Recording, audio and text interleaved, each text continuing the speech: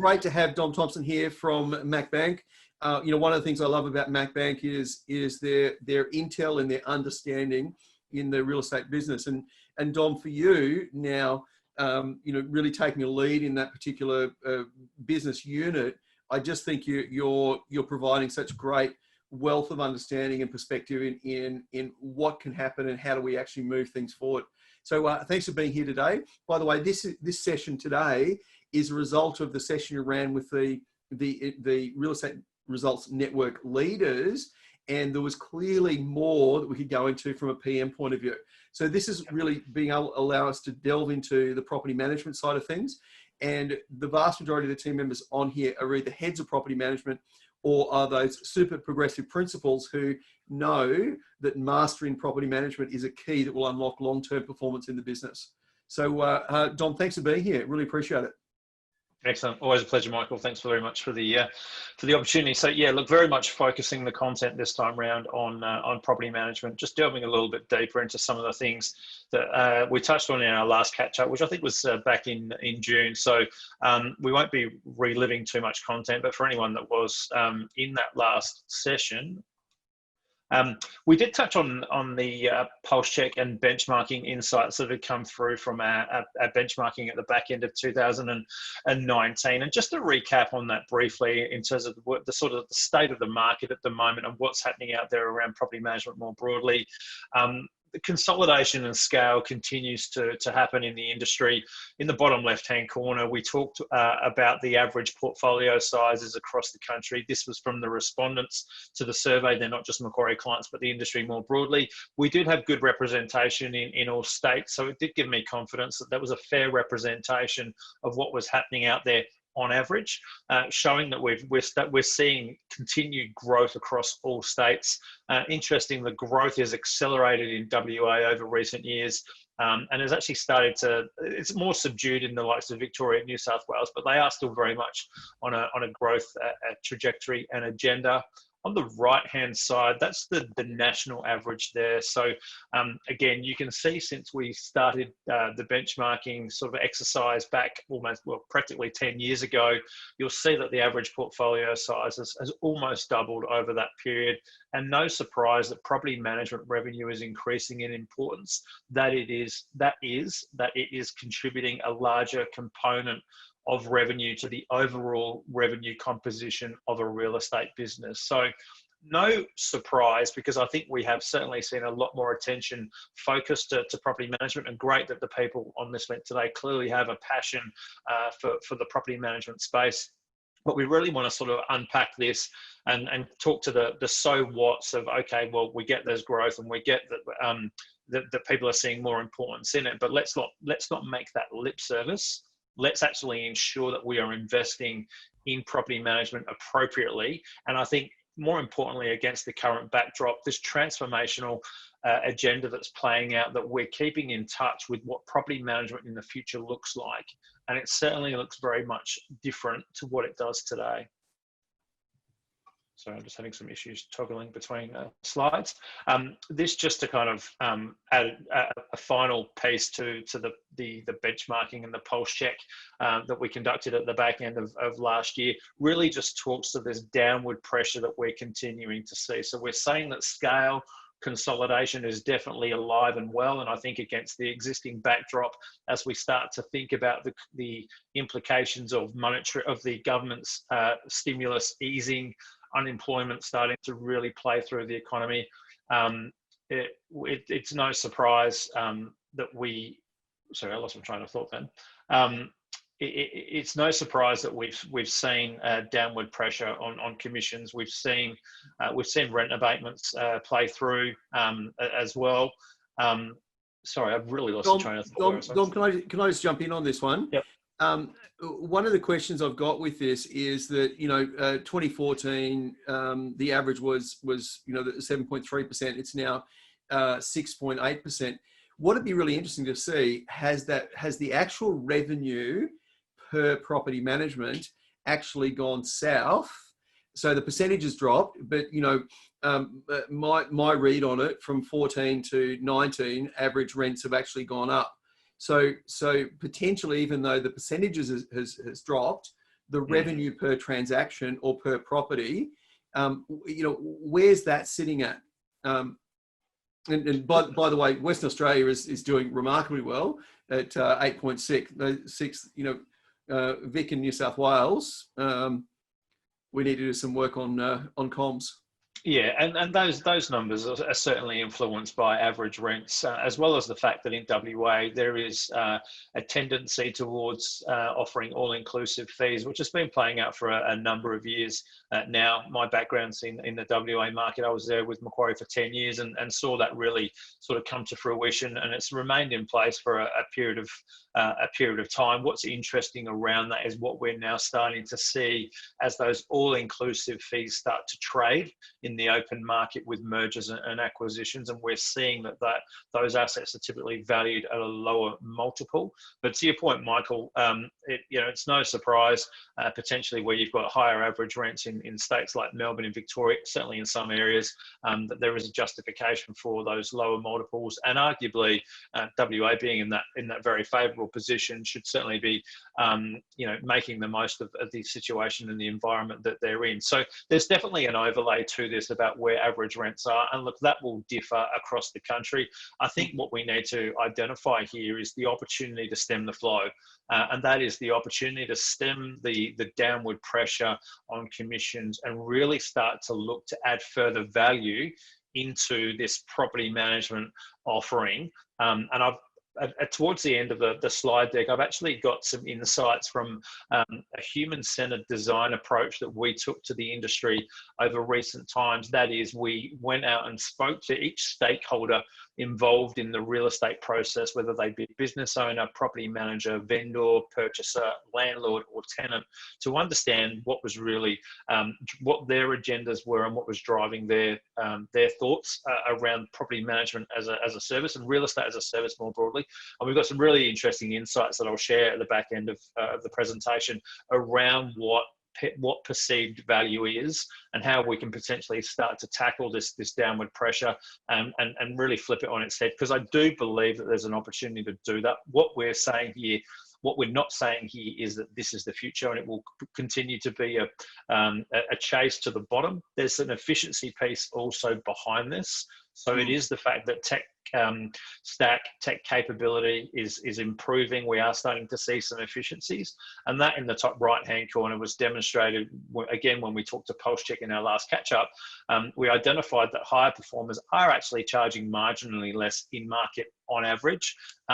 That's not a chase to the bottom. They're not buying market share. They're simply able to offer those competitive rates because they are actually more efficient. And again, in a few slides, we'll start to unpack, well, what does that look like? What does high performance look like?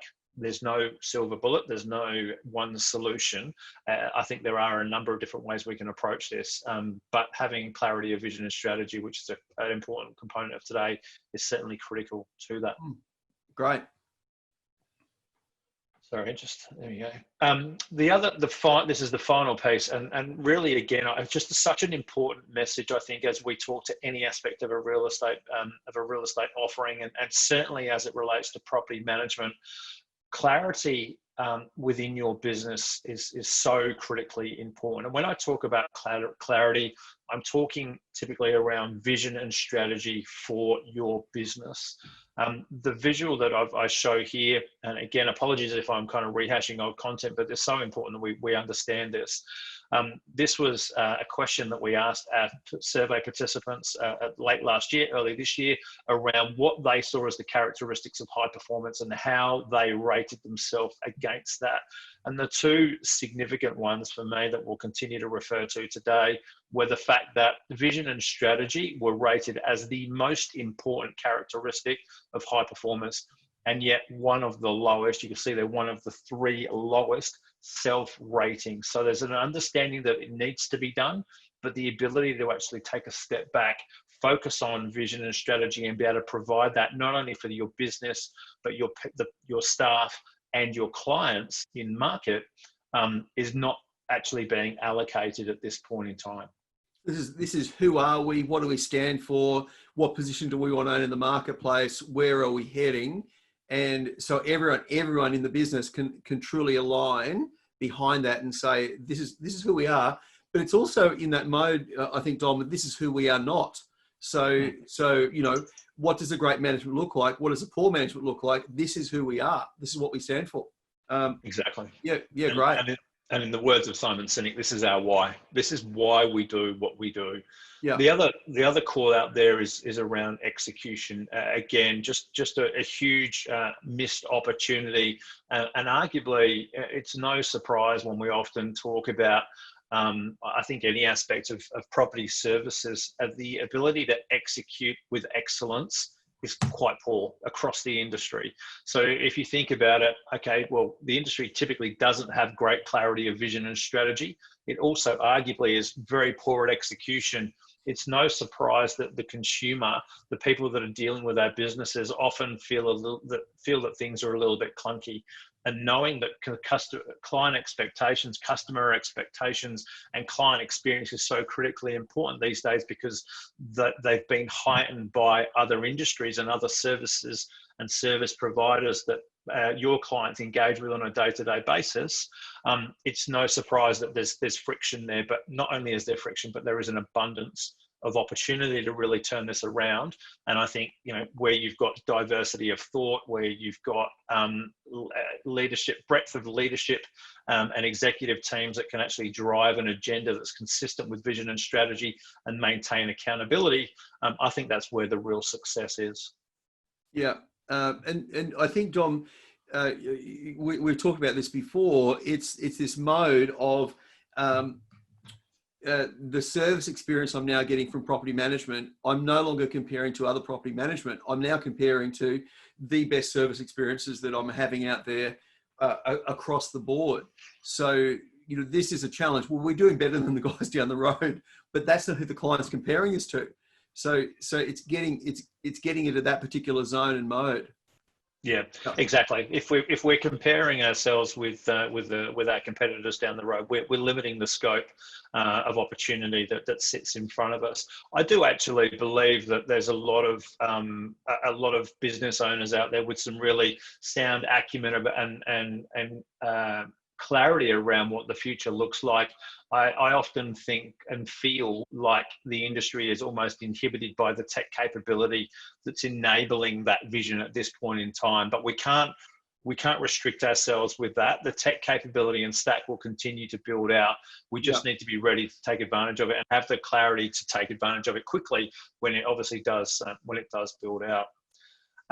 Look, I think arguably this slide is a little bit redundant for the people that are on this link, but again, our observations of property management as it's continued to evolve is that there's really two trains of thought here. There are some that value property management as a strategic asset within their business. They see it as an asset that's profitable. They're willing to invest in it and grow, and they see it more as just sales referrals. But there are others certainly still in the market that see it as a necessary evil, but just simply keep it to keep their sales clients happy, and arguably wish they didn't have to manage the asset. And we're seeing a number of different platforms and services coming to fruition to support either of these models. Whereas arguably, historically, tactically, if you were looking at it as property management as a tactical asset, it's certainly going to be a hindrance, a distraction. It's not going to help drive success of your broader business. And arguably many would have probably fallen over or stumbled on that basis. But there's a number of different solutions now that are coming to market. Some where businesses still want to have the branding, but they almost want to white label. There's examples like Lulu Live out of Adelaide that do that, and there's others that are coming to market at the moment. Some are looking at fully outsourcing and effectively handing over the reins to someone else and either benefiting from a revenue stream or an asset growth model, but not with any real focus.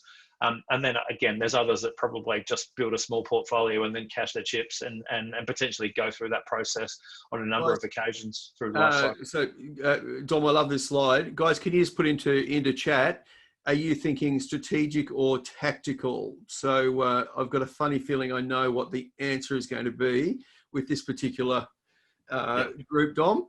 I hope so. But we're hoping we're strategic for sure. Sanchit, love it. This is a really good slide, by the way. And look, if I look at this from an opportunity point of view, Dom, and correct me if my thinking's out on this, is if you've got tactical operators in your marketplace, then why not look at a roll-in, fold-in strategy? So, Catherine, I'm looking at you because you're on my screen beside Dom. Are there 3 tactical operators in the McConnell marketplace that potentially you can start to leverage and say, well, we've got space, we've got capability, we've got the tech, we've got all these things in place. Can we roll those in, start getting a margin on that additional business? Sure, we might not get we may not get the asset value initially, but if it was ever to be a purchase or a sale, it's an opportunity to actually acquire it. Yeah, absolutely. We're actually looking at doing a combination of both at the moment, Michael. So it'll be a compilation of both strategic but also tactical. And I think this is that mode, and Dom, I think you've heard me talk about this with our leaders before, is that guy or girl down the road, that competitor, that signboard that you had a little cringe every time you go past it. They could become a colleague. They could become a collaborator behind the scenes. So let's keep the brands the same on the outside, but on the inside, can we actually improve our efficiency and maybe take out, I don't know, $500,000, $250,000 in terms of operating expenses and deliver a better result. So pretty cool when you start to look at this. Yeah. Yes, and then for those that are on the call and arguably are thinking strategically, it is around optimizing that mix of staffing, the balance of onshore, offshore, and the tech capability, and how that's allowing us to maximize the utilization of our staff. This is probably where we start to talk about, well, what does your staffing needs look like currently, not only in terms of number, but in terms of skill set, and how will that develop? And again, we need to take a step back and think about the vision and strategy. If this is the journey that we're on, is the staff mix that we've got appropriate? Is the quality and the skills within the headcount, is that appropriate for the future? How do I take my staff on a journey? Is it a coaching and training exercise, or is it the fact that I'm actually going to have to start to recruit differently to staff my business, my property management business for the future? And then as it relates to platform, I mean, obviously we're certainly talking cloud, and pretty much everyone now is operating that way through necessity. So we've really accelerated that transition. Again, let's make sure the alignment of those decisions around tech stack, around tech partners, is aligned to our vision and strategy. And that really flows into that optimizing business model and really having a true understanding of the broader architecture and an ecosystem that is property services more broadly. And how do we see ourselves in that? Do we see ourselves as a full service provider? This is where you start to talk about adjacent revenues potentially, and whether that's done by the business, whether that's done in partnership, and or how are we utilizing services like Sorted or Moving Hub, understanding their involvement and proximity to our client. Are we comfortable with that? Do we see that as a model that works, or do we want to take a different approach? And again, the capabilities will continue to build out, but ensuring that those decisions and the build out of property management is aligned to vision and strategy, just critically important as you go through those and look at how the whole transformation and change management needs to be managed, with so many decisions across each of those metrics needing to be made. That's great. Michael, we almost just touched on this a comment or two ago, and this just looks at, well, what sort of property management business am I? And arguably, we had a comment a moment ago around, well, we're strategic, but we might be offering almost a tactical solution as well. And this slide arguably speaks to a number of industries in terms of, well, where do we want to play here? We've got the volume on the left axis and yield along the bottom. So do we want to be a low volume? That is, we want to have a small portfolio and arguably low yield. So the bottom left-hand corner would really be where those tactical players are playing. It might be that they move up and keep the low yield, but they get growth and volume by arguably competing on price in many instances. Or do we have a growth mindset, whereas what we actually want is we want high yield? Again, we might want to stay small, we might want to be niche and have a unique value proposition, or, and here's the real opportunity, I think, in time, how do we facilitate this growth, this scale, this consolidation, but maintain higher yield? And what does that mean in terms of how we engage with technology, how we set our people up for success, and what our clients want in order for us to be perceived to be demonstrating that high value service? Yeah, fantastic. So I wanted to talk here about what best practice in property management looks like broadly. There's a bit on here, and it's after this slide that I want to start talking a little bit about some of those HCD, those human-centered design insights. So I'm mindful that there's a bit we can kind of talk through, but when it comes to looking at profitability within property management, it's typically going to, but not, this isn't exhaustive, it's typically going to come from streamlining processes, automation, and scale. We'll touch on the value piece when we look at the HCD insights. Clearly, we need to focus on quality when we're building our asset. I think the industry has got better at this. It's starting to get a better mix of property in its portfolio, or a better understanding of how it sees the composition of that portfolio. What's typically driving quality or perceived as quality these days is double AMI. So that's your average annualized management income. And I say that on the basis that that's the key driver in most acquisition transactions that we facilitate. It's what's determining whether it's a higher end of the value spectrum or the lower end. It's that double AMI, and is it bringing my portfolio up, or is it bringing my portfolio down? Because everyone's really focused on improving this average annualized management income per property. There's other factors clearly that play into the mix: geographical concentration, owner concentration, etc. But just making sure that you're getting the right properties in your portfolio, and more importantly, is it clear with your team? Is it aligned to the vision and strategy? Does everyone have an understanding around what success looks like and how we should be growing the asset? The second one is a huge one: consistency of process and a scalable business. The industry simply does not have this at this point in time. There are so many different ways to take a service to market, and the way that the back office operates, no end of software platforms to facilitate that. Still different views on portfolio versus process. That will be something that we continue to navigate out. But I think what's important is you understand what's right for you. Again, vision and strategy. What do we want to be? How do I maintain a balance between continuing to focus on cost to serve and being efficient, as well as the growth trajectory and mindset that potentially, if that's the value proposition and it's or the strategy and the vision, it's growth, then clearly we need to build something that's got scale or can be scalable and isn't too bespoke that we might break our staff or the process on the way through that growth trajectory. Cultural alignment of landlords. This just talks to the different nature of property investors out there. I mean, I won't go through all of them, but you've got your sort of professional investors. You've got your, I watched the block last night and this seems like a good idea investor. The people that just like being at Bunnings on the weekend investor. So ensuring that the services that you're offering are aligned to the types of investor that you've got. That may take us back to the strategic or the tactical. How can we offer really bespoke services to clients that want high value?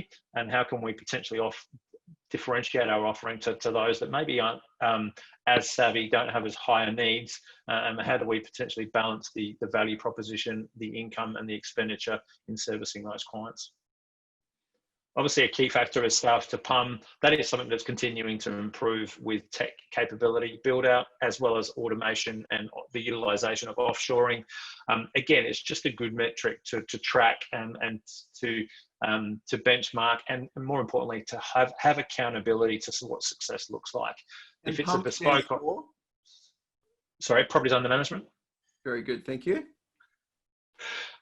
So yeah, that will be different for every business. We are seeing an improvement in those PUM staff to properties under management numbers. It will be different for every business depending on the service offering that you're looking to offer and the comfort that you've got with either outsourcing or automation, as well as your tech capability that you've partnered with. The platform, I've already aligned or talked to the conversation that is aligning the vision for property management with the decisions that you're making. So again, think back to that slide around execution. Are we executing with excellence in an aligned fashion with our vision and strategy?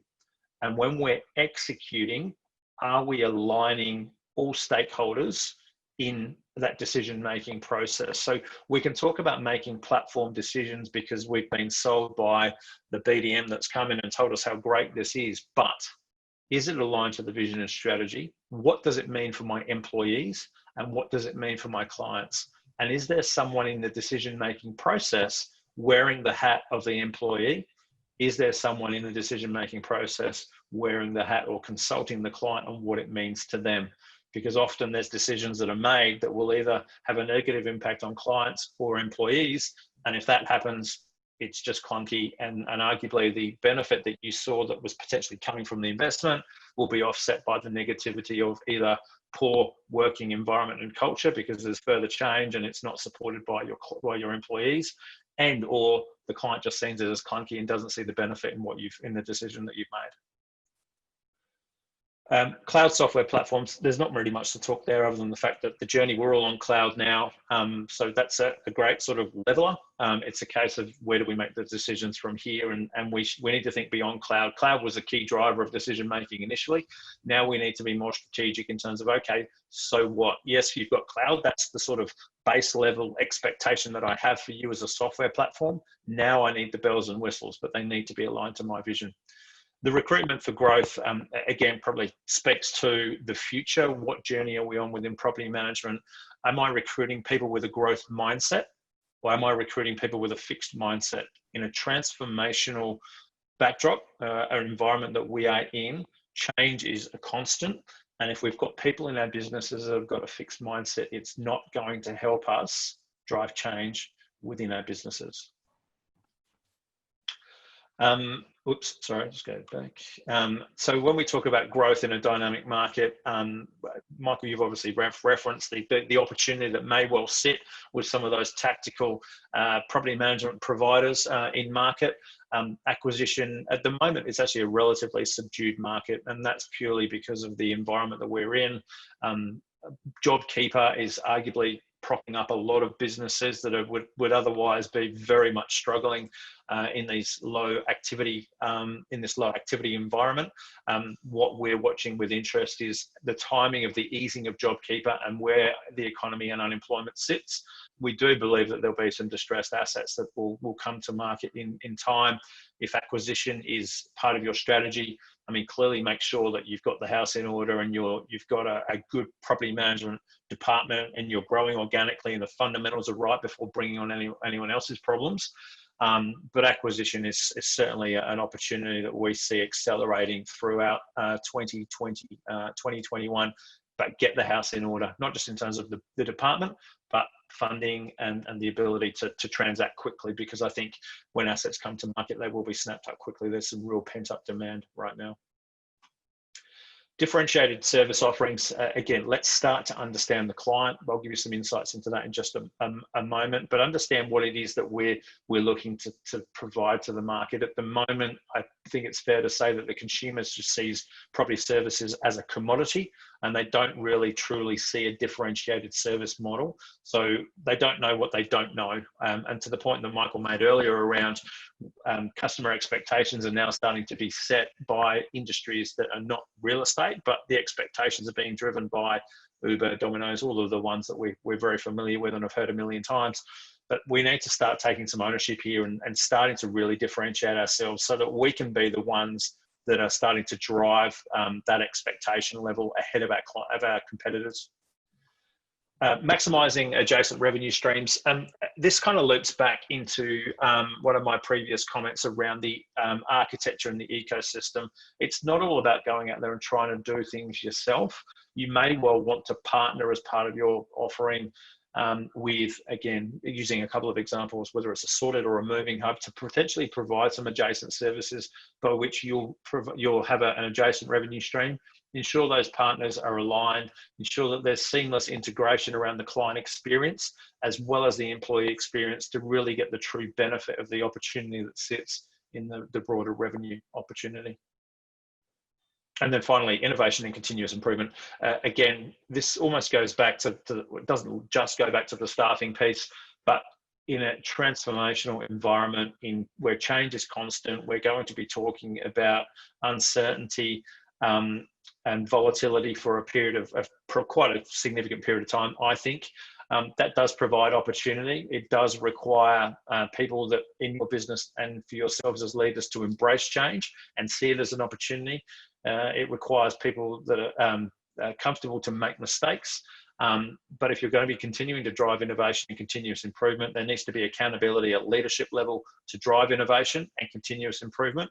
And we need to ensure that everyone in the business is aligned to that vision, because if you've got any sort of sticklers and people with a fixed mindset, your ability to drive innovation and continuous improvement will just continue to hit a wall with some of those blockers in your business. Right. So kind of in summary, but looking across the bottom, so streamlining process, low cost resources for back office administration. We're on that journey. The industry is on that journey. Continue to focus on removing non-income accretive tasks from people. Technology is there in the majority for that, and it's building, the capabilities building. Keep driving that. Identify what an ideal operating model is for you. There's no single solution in market. Every business is very different. And as I mentioned at the beginning, maximizing asset value is all about enhancing yield per property at this point in time. That AAMI metric is really critical at this point. Dom, one of the things that is interesting, the very first time I went over to the Philippines and did a study tour over there, and there are three magic ingredients with the Philippines. One, it's had an American education system for 50 years in play. There's 500,000 graduates come out each year from their education, their uni. And the interesting thing is that I learned over there was this concept of world's best value. So organizations, and if we drive through any capital city in the world and we look at the names that are sitting on top of the buildings, those buildings are really focused on what's world's best value in terms of getting the job done. So, there's a Texas Instruments factory over there in Clark. There's a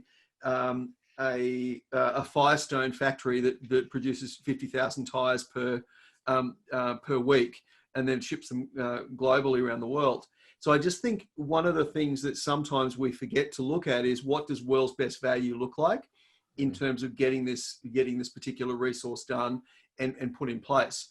And what I've seen is the businesses that are doing this and evolving are changing the quality of who they're looking for locally into very much more relationship managers and account managers there.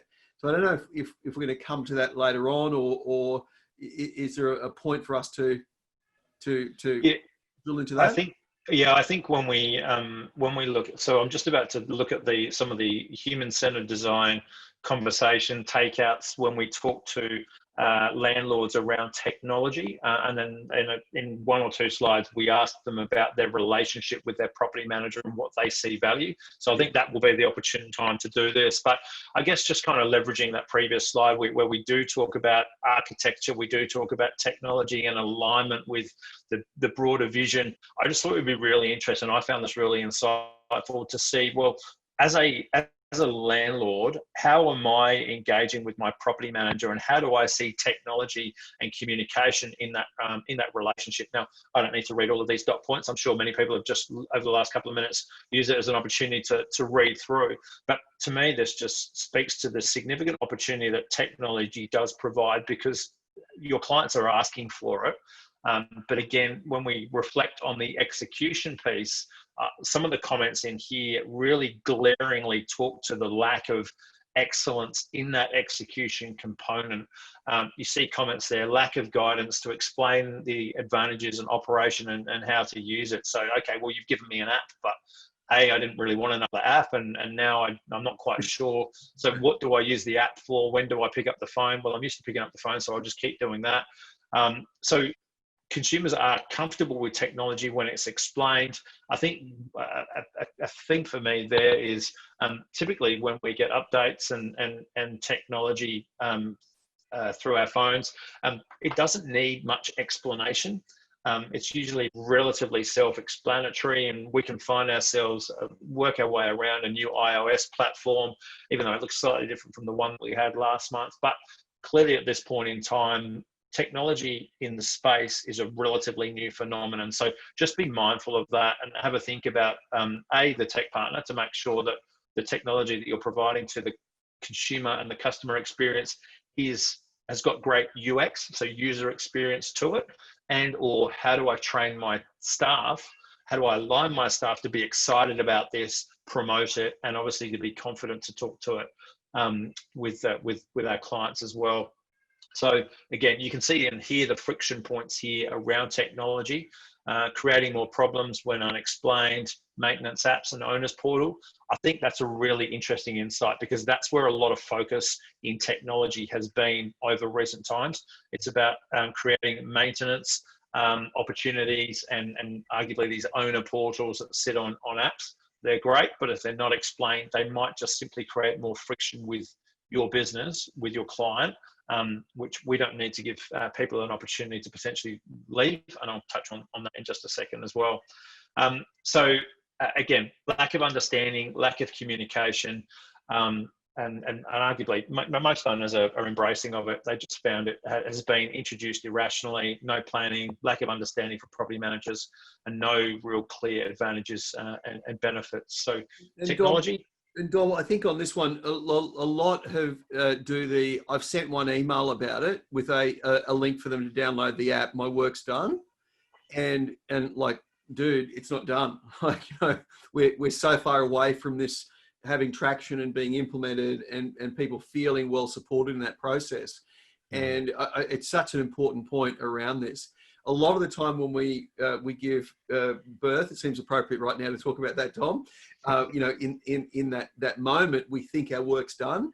It's actually just beginning to ensure we get traction and we get something in play that's going to work well. This is just an amazing insight, I think, around the perspective of it. And that's talking to change management. So we can make decisions, but if we're implementing change through our business, where does the accountability lie? And more importantly, where's the groundwork? Where's okay, this is the decision, but what's the flow on effect, and how do we address that? How do we educate the client? How do we integrate it into workflow? How do we get the employees engaged with this? And often it's including them in the actual decision-making process, as I referenced at the beginning. So it's so critically important, the change management component here. No one's saying it's easy, but we need to become more accustomed to change management and have it as a responsibility and accountability line across our leadership teams.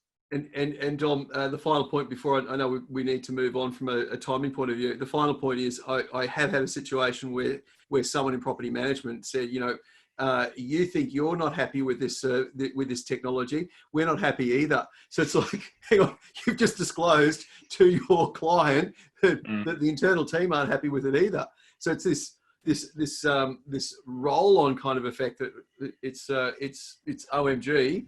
It's not going to achieve the right result.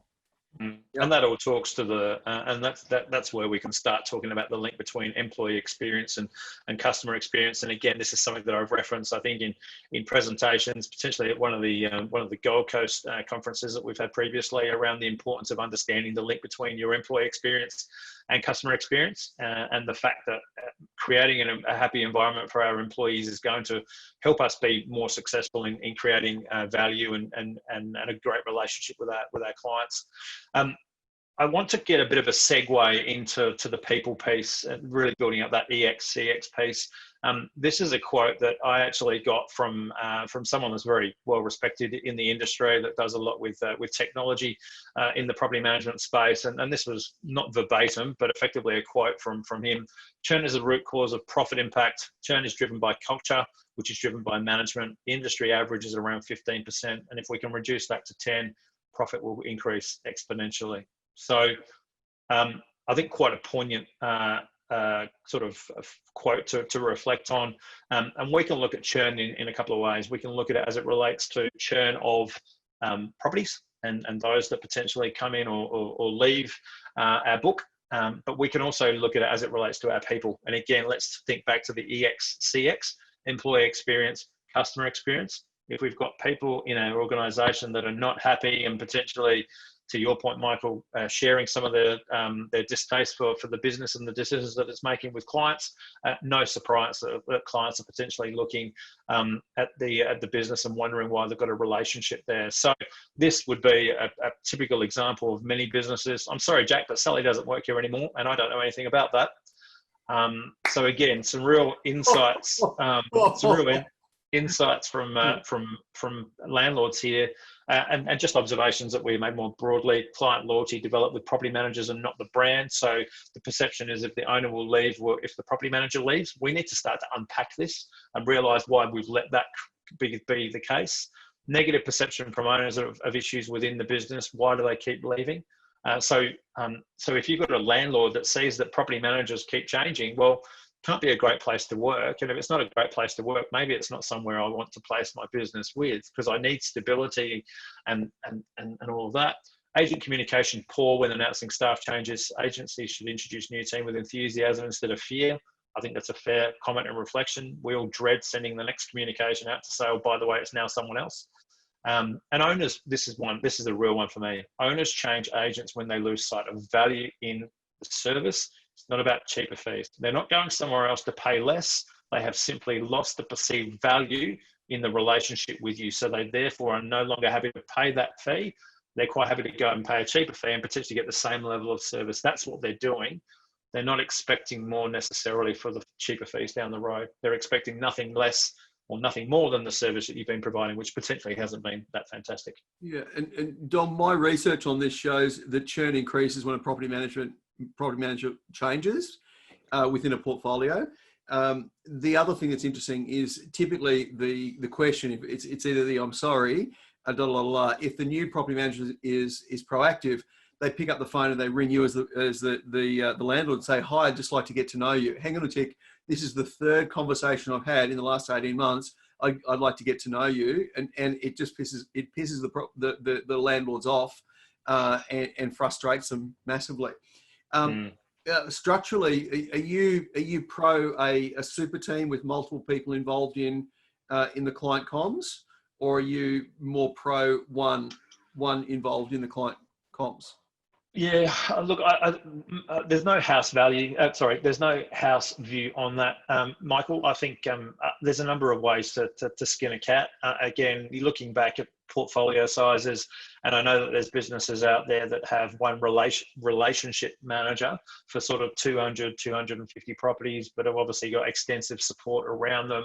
They use bots, they use offshoring, they use a number of different ways in which to maintain the service delivery, but have the relationship with one person. So I guess it's going to come back to how great is your tech stack to be able to deliver the breadth of service that a property manager typically does, or a property management function does, seamlessly without necessarily needing a number of people to drive some of those mechanics. But every business is very different. I think we'll get to a point where it will typically be one person. Again, I reflect on other industries, and you look at finance as a case in point. We have account managers that look after a number of clients. In our business, it's typically a smaller number of clients, but we've got people that help the process that might help our clients with transactional banking, or they might help the clients with the documentation of a loan facility. We always look to ensure that there is a meaningful introduction so that the client knows why someone is getting involved, where their start and stop is in that relationship or that component of the relationship. But the first port of call is always, and if I've got a problem or where do I go, your default is always your account manager. So I think we're on a journey in this space because we've still got a long way to go. But I think we will see a relationship manager. It will just be how that support infrastructure is communicated. And again, I think that will vary from business to business. Great. So, Michael, this is the last slide, and this is just unpacking a lot of that landlord perception. We've probably touched on some of this as we've talked through, but I guess again, let's link it back to the beginning of what we've talked about around having clarity around the vision and strategy for our business, around the fact that we need to execute on that with excellence. We need to have accountability to that excellence. We need to ensure that people are empowered to make decisions in our business. There's going to be a lot of decisions to be made in the foreseeable future. That's what a volatile and uncertain world does. It creates more decisions. It gives rise to more decisions that need to be made, arguably more than the business leadership can make or be available to make. So we need to empower staff. We can only do that if we've got clarity of vision and strategy. But when we're thinking about this vision and strategy, employees, which we've just referenced, so critically important that they're aligned and aligned with a vision and strategy that's consistent with what consumers are asking for. So there's no point us going out and creating a great story and a once upon a time and this is where we're going if it's not actually what your clients are seeking. So I think it's just critically important to seek feedback. Net promoter scores is obviously an agenda that's starting to play through the real estate industry more broadly. Use these opportunities for feedback to not just reflect on what went well, but where could we have gone better? And it's those 1%ers of you were great, but that's where the true value is, to understand how you can really make that difference in that relationship and that service provider. And providing that service, because that's when you'll start to create advocacy. And if we can get to a point where we can grow our businesses through advocacy and invest what we would otherwise spend in marketing and branding elsewhere, I think there's a real opportunity there as well. So Dom, again, I'm sure people have had the chance to read this. Dom, can I just jump in on this one too? What you said before, I think, is incredibly important. You know, the vision, the clarity, here's who we are, and presenting that message to the marketplace. I think sometimes, and this is the altruistic view of how we want to be perceived in the marketplace, we've got to be able to walk that talk.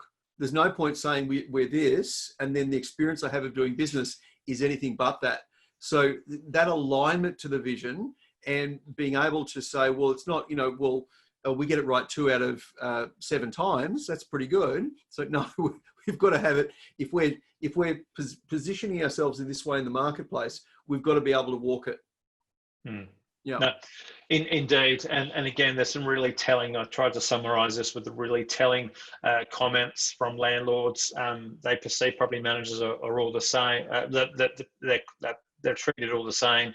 They're treated the same as other landlords. I'm not getting given any special treatment. Lack of communication, struggling to justify the value on fees, lack of empathy, tenant-sided, non-neutral, reactive. Again, I'm paying fees, but yet I'm the one that seems to be chasing you down and needing things. That's because there's no frequency and visibility on an ongoing basis. I almost dread the number from my property manager calling me, because it's only going to be a negative. How do we turn that on its head and create a relationship that more often than not is a positive one, and not always a request for money, or your tenant hasn't paid a bill, or this is broken. We just need to change the value, the mechanics around the value.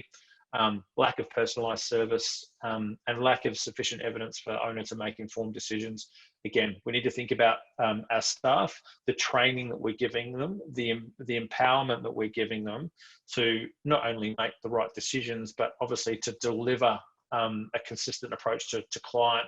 And if we're not doing that, your employees aren't going to feel engaged, and on that basis, your clients are certainly not going to be feeling valued. So just some real insights from going out and speaking to stakeholders to understand where value is perceived, to enable you to really drive change across your business and more specifically across property management.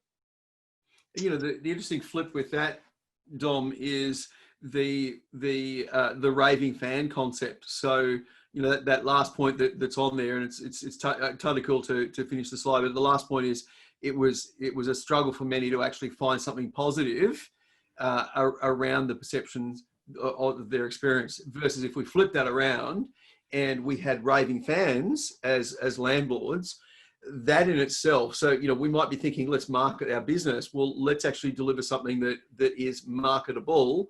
I love the word remarkable service. Why? It means it's worth remarking on. So how do we make our service remarkable in the eyes of our landlords so they are willing to remark on that to others and become raving fans of the business? And, back to the best and worst